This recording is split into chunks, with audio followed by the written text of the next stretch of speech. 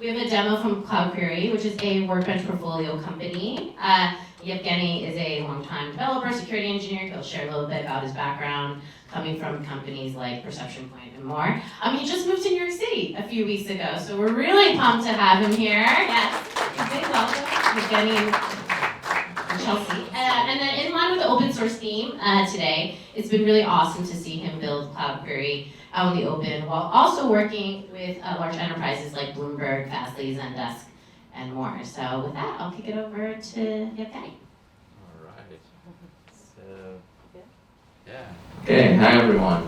All right, so great to the demo guys. So hopefully I'll go smoothly. All right, so let's start with a few questions. Any platform engineers, DevOps engineers, SREs here?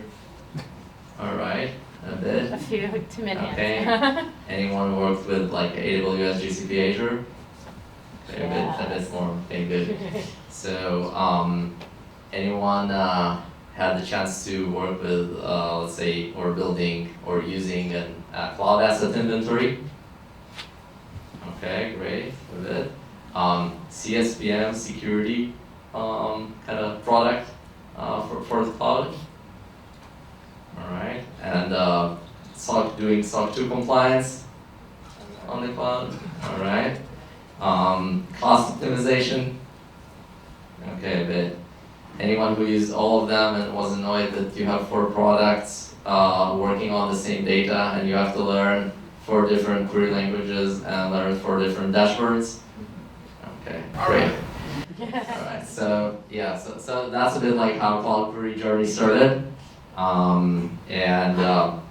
What I want to show you today is how you, by the way, like, can you hear me like this? Fine? Alright, so what I want to show you today is how to build kind of do-it-yourself use case like asset inventory, CSPM, cost management, or whatever, SOC 2 compliance, or anything else you want with a modern data stack, or if I just translate this buzzword, it's basically Postgres database, CloudQuery to ingest the data, and then your favorite visualization tool, whether it's Grafana or Metabase or anything like Superset or anything else.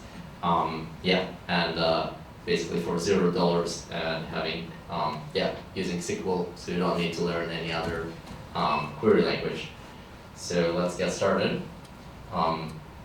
All right, so actually I'm not sure, like. Do you want me to hold the mic for you? I'd be honored. All right, so, all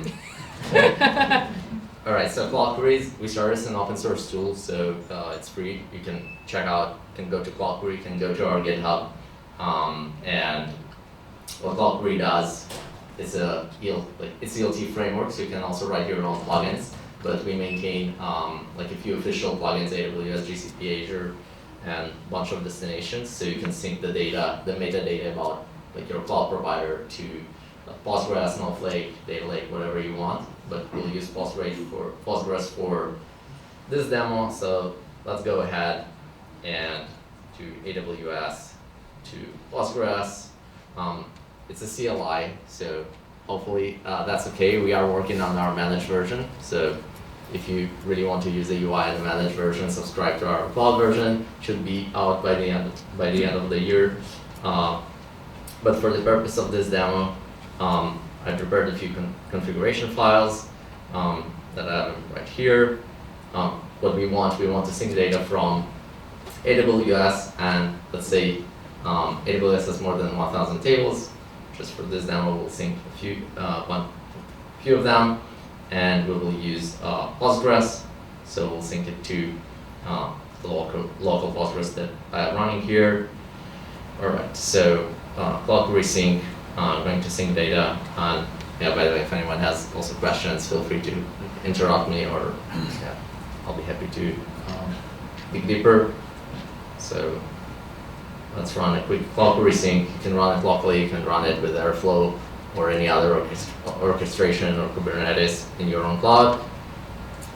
Now we sync the data to the database. So let's go quickly to the database just to see that the data is there.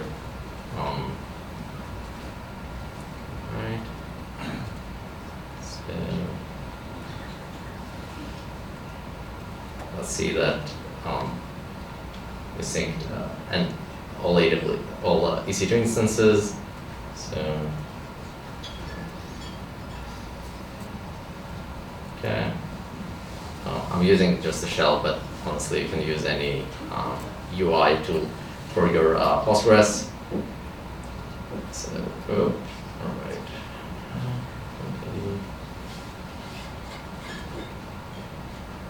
All right. So we have a few EC2 instances in our Playground account, and now we almost have our modern data stack up and running with Postgres. Now we are missing a visualization layer. So let's go to Grafana. I have a few dashboards kind of ready to go, but we'll do a few few follow-ups on them. So let's go to an asset inventory for AWS.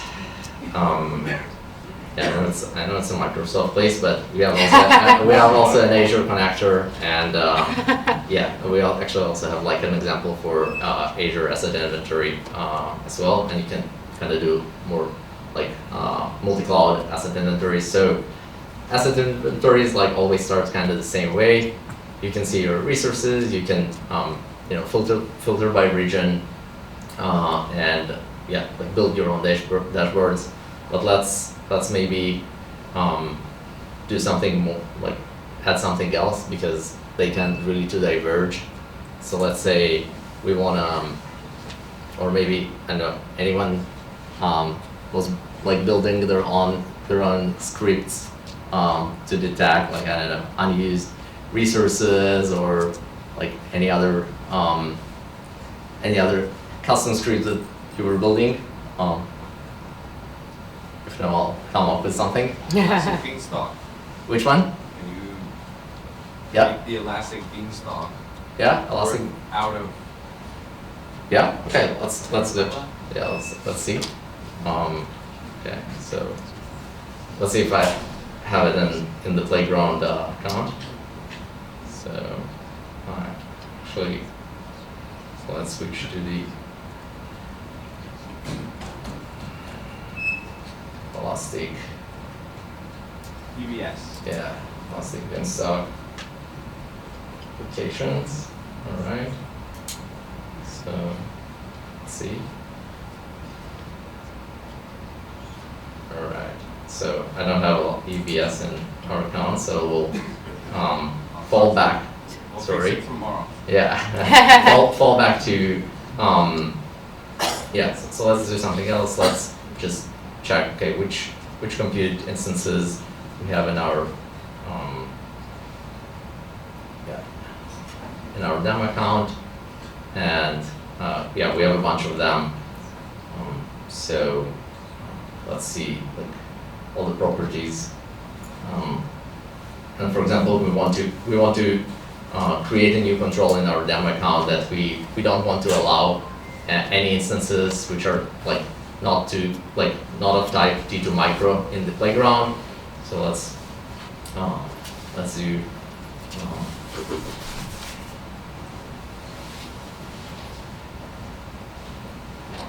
okay. Hopefully you can see that. All right. So now we can put in our visualization like the list or like the count of all compute instances that are bigger than or like not of type T2 micro. Let's create a nice counter for that. All right.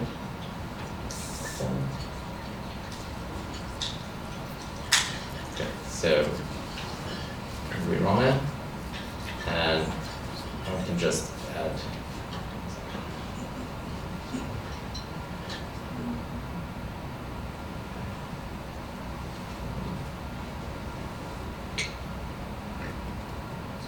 instances.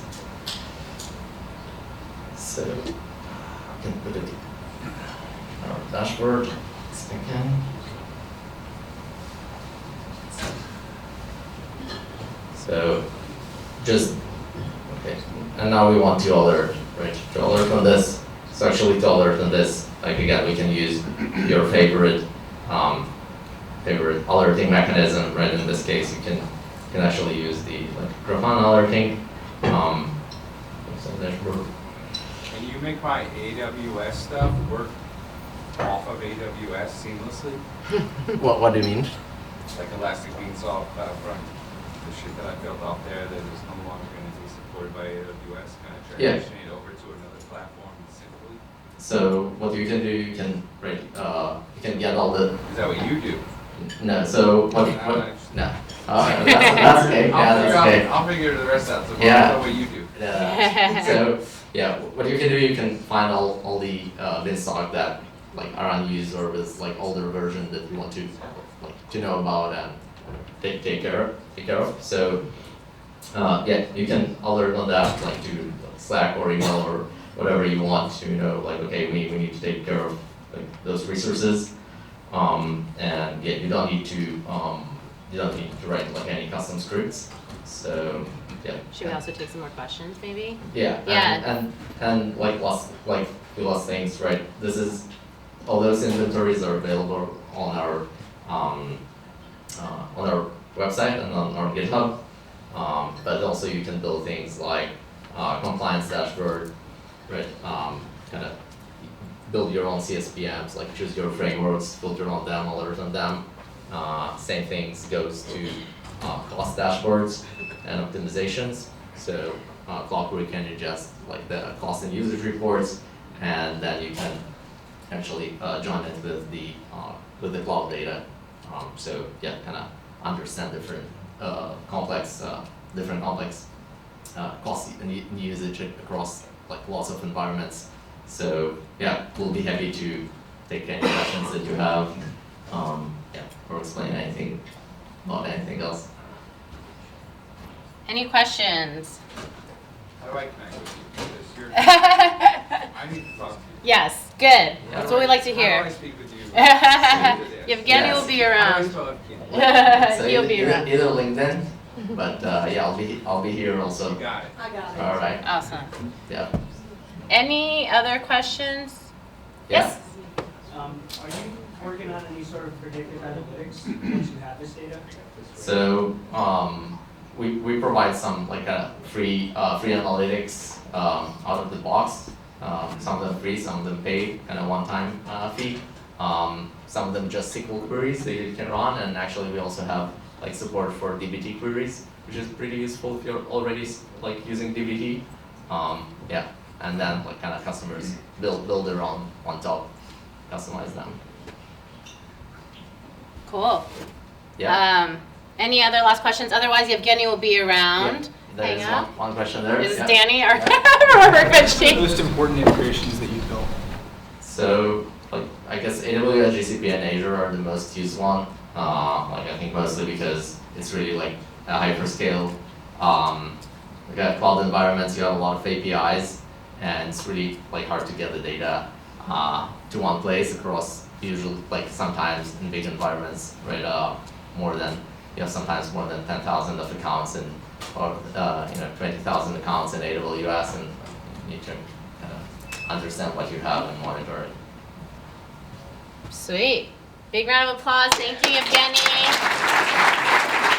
It's never easy to do a live demo, and the demo gods have been, up and down with us in the past. So thank you so much. You'll be here, and you can grab him and have a great with that. Came out.